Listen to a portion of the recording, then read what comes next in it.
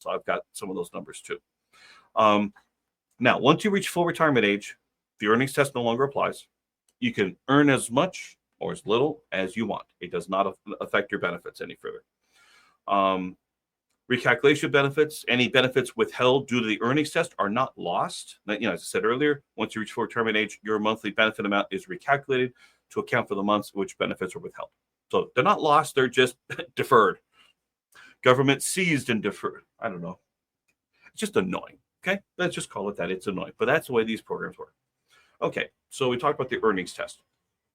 Now, but until, and I mentioned this before, until you're claimed your benefit, the benefit schedules will increase by 8% per year until age 70, or the CPIW, whichever is higher. That's the way that those increases will work. Now, here's a fun one that's often easily overlooked, which is a primary earner claiming their spousal benefit. So, married couple, right? Pick an age, 62 and 65. No, let's make it easier. Let's make it 70 and 67. No, let's make it different. 68 and 64. There, let's do that.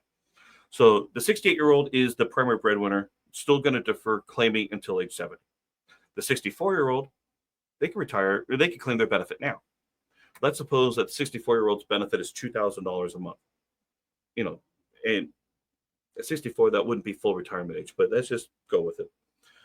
You could claim a benefit up to 50% of that. So she gets, sorry, I'm going to use pronouns, okay? She gets $2,000, you get $1,000. Because that's your spousal benefit on your spouse's earnings record. So that's something that's easily overlooked because we often just think about what's my Social Security, what's her Social Security, or their Social Security, whatever. And how do we coordinate that? But you also, as the primary breadwinner, have a spousal benefit under your spouse's benefits. Let's not ignore that. Now, if you claim it, there is no penalty on your own benefit.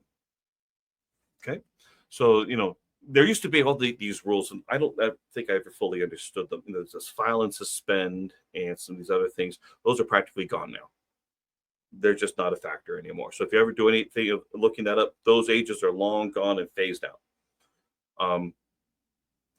But anyway, but you can still claim on your spouse's benefit and use that to supplement your earnings, or supplement your other income, because just because you retire doesn't mean you have to claim your Social Security.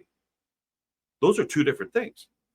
So, for example, if you're retired at 67, but you want to wait to claim your Social Security at age 70, all you have to do is create an income bridge. Where are we going to get the income to fund what you need until age 70 when you claim your Social Security benefit? And part of that could be your spousal benefit on your spouse's earnings. The other part could be 401k, any other savings plans, reverse mortgage. There's so many different ways to create that income bridge. The question is, what's going to work right for you to optimize your situation? That's going to be the key. Okay. So I think that pretty much covers the Social Security part.